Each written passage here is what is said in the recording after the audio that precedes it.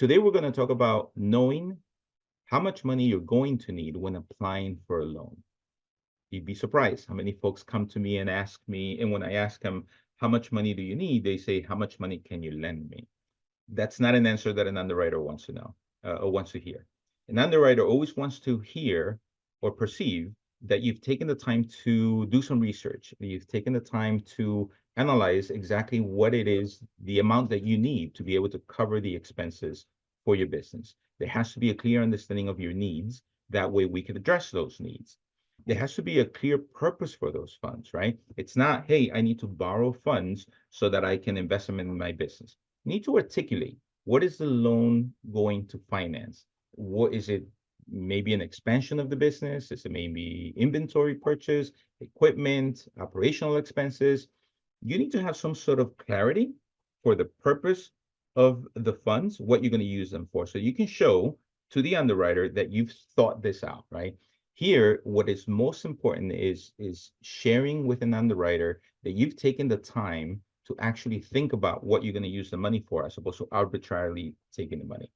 What happens when we all of us, and this is human nature, what happens to most of us when all of a sudden we come into money is that those things that we didn't think were priority all of a sudden become priority, right? Car breaks down mysteriously right around the same time that you just got a loan. All of a sudden, if you didn't have this money earmarked for a particular use, all of a sudden you got to take over and take care of that emergency, right? And so now it becomes a burden on the business that all of a sudden you owe money that was not used for the benefit of the business. So just make sure that you keep an eye on that. Make sure that you have it properly outlined, sit down, write it down, be able to articulate it, be able to explain it. What is it that I need? How much is it that I need? And what am I going to use the money for? You also want to be able to demonstrate what is the benefit to the business, right? How is this amount of money this amount of money, which I'm going to invest in XYZ, how is that going to benefit the business? What is going to be the return on that investment, right? Is it going to provide some sort of sustainability to the business, right? Is it going to allow me to keep the doors open for a set period of time? And if so, well, how am I using it either on a daily, weekly, or monthly basis to allow me to stay open for set period of time? All of those things you need to be able to articulate with regards to what is it, the true and direct benefit to the business, such that an underwriter can say, okay, I see that this person has thought it out, and this is not just money that is going to come in through one hand and go out through the other. You need to have some sort of evaluation of the financial impact that this money is going to have, this loan is going to have on your business. Remember, it's not just that you're receiving the money, right? When you're asking for a loan, it's not a grant. You have to pay it back, right? So you have to account for, hey, this is how I'm going to use this money. This is how this money is going to benefit my business. And this is how I'm going to be able to make enough money so I can pay back the loan or make the monthly payments, right? It will affect cash flow. If we talked a little bit about bank statements before, right? When we look at bank statements, we see how much money is coming in, we see how much money is going out, right? If there's not enough money left at the end of the month, the first thing that comes to an underwriter's mind is, how is this person going to be able to make the monthly payments on this loan? So because it affects cash flow, you have to be able to explain how you're going to be able to meet that new demand that you're placing on the business, right? Perhaps, hey, this money that is going to come in allows me to buy said number of products, which I'm then going to overturn. I'm going to make X amount of profit. Some of that profit goes into the pockets of the business. Some of that profit goes back to be able to pay back the loan that underwriter that you're approving, right? So you have to be able to articulate, explain how it will impact your cash flow. You have to develop a repayment plan, right? Again, in that example that I gave, money coming in, this is where this money is going to be invested. This is how this money is going to turn around and be able to help me make the payment on this loan.